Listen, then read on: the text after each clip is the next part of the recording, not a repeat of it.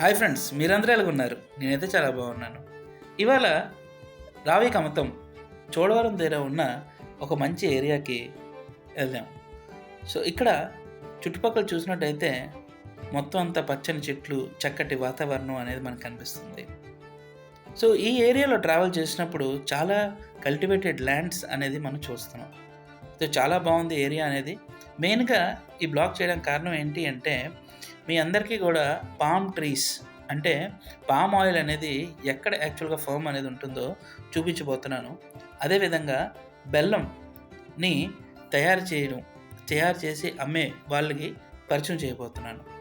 So ఇక్కడ మనం ఈ విలేజ్ అనేది విశాఖ డిస్ట్రిక్ట్ అవుట్కట్స్లో ఉంటుంది. చోడవరం నుంచి రావికమతం వెళ్ళే ఏరియా ఇది. సో ఈ ఏరియాలో ఎక్కడ చూసినా సరే చక్కటి పొలాలు, మంచి వాతావరణం అనేది కనిపిస్తుంది. ఇవే పామ్ ట్రీస్. పామ్ ట్రీస్కి చాలా వాల్యూ అనేది ఉంది. ఇది కుకింగ్ ఆయిల్తో పాటుగా మెడిసినల్ వాల్యూస్ కూడా దీనికి ఉన్నాయి.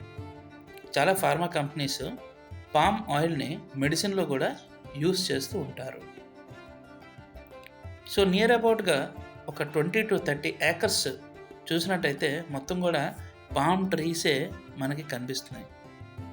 బిజీ షెడ్యూల్ నుంచి చక్కగా వచ్చి ఇలాంటి వాతావరణంలో కాసేపు గడిపినందుకు చాలా ఆనందంగా అనిపించింది. మంచి ఆక్సిజన్, ఎక్కడ చూసినా పచ్చటి వాతావరణం, అదేవిధంగా ఇక్కడ అన్నీ కూడా చాలా చాలా బ్యూటిఫుల్గా సీనరీస్ అనేవి ఉన్నాయి. ఎక్కడ చూసినా గ్రీనరీ, మౌంటైన్స్, చెట్లు.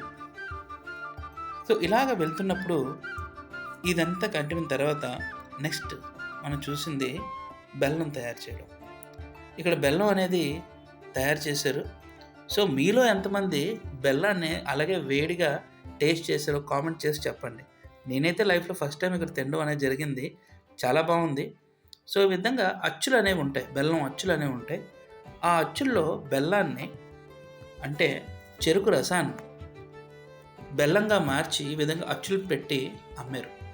మేము కూడా కొన్ని కొనుక్కొని ఇంటికి తీసుకొని వచ్చాం.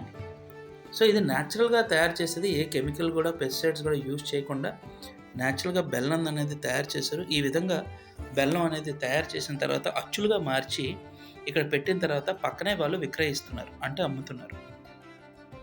సో ఇది న్యాచురల్గా వాళ్ళు అమ్ముతున్నారు. బెల్లం అనేది మీరు చూడవచ్చు, ఎంతో బాగుంది.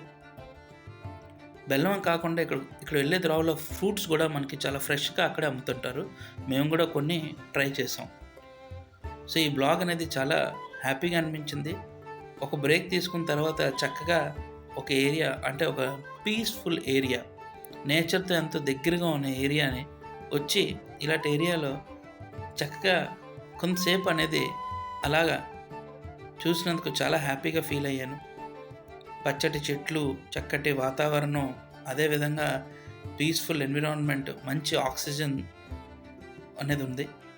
సో మీరు కూడా ఎప్పుడైనా ఇలాగే అవుట్కట్స్కి వెళ్ళి ఎంజాయ్ చేశారనేసి అనుకుంటున్నాను. వాళ్ళు చేసుంటే తప్పకుండా కామెంట్స్లో పెట్టండి. మీ బిజీ షెడ్యూల్ నుంచి ఒకరోజు ఇలాంటి గ్రీనరీ ఏరియాకి వెళ్ళి చూడండి, చాలా బాగుంటుంది. Like, share and subscribe. Please press the bell icon. Thank you.